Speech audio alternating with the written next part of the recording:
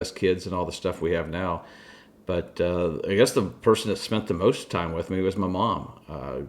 She was there with me. Dad was working 70, 80 hours a week at the pro shop and always there. But he took time when he could, and we went around. Back then, they had three-wheel carts and a little handle in the front, so it's way back. That's way back then.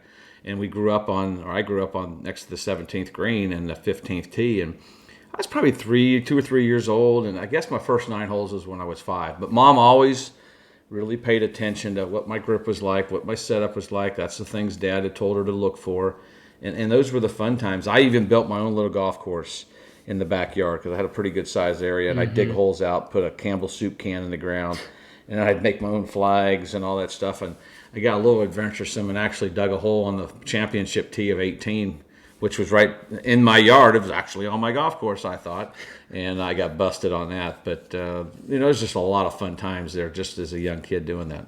Yeah, and your dad, I guess Pap as we call him, Right. Was the pro at Meshinga where you grew up in Marion, and for 45 years, and as an instructor in the pro, and in that small house, you lived, I guess, right on the 12th fairway. Tell us about sneaking out on the course and being able to play when you weren't old enough.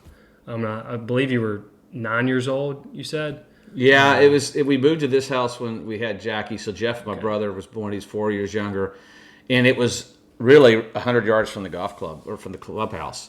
And I was probably even younger than that. I was probably 7 or 8, and I'd sneak out and I'd go. Nobody's around. I'd sneak out and I'd go play 12, and I'd venture off to 13. If I could get past those 2 holes, they couldn't see me anymore at the club. So I snuck out to 14. Free. I was free, I thought. And then if I really got cocky, I'd try to go out to 15. But normally I kind of ease my way back into down 18. And Dad would always catch me out there. And he was watching. Don't think he wasn't. And picked me up. And really, he was really good about it.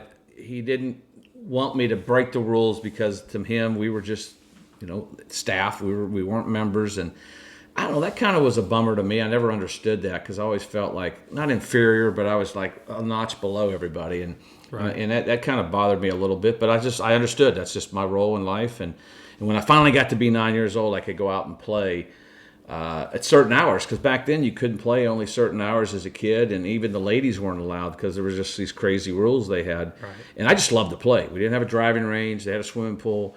And you never could play on the weekends. And Dad didn't have time.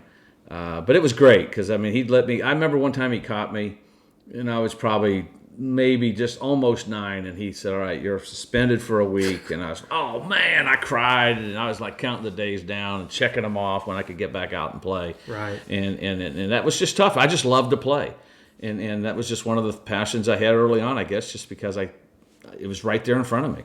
That's awesome. So when did you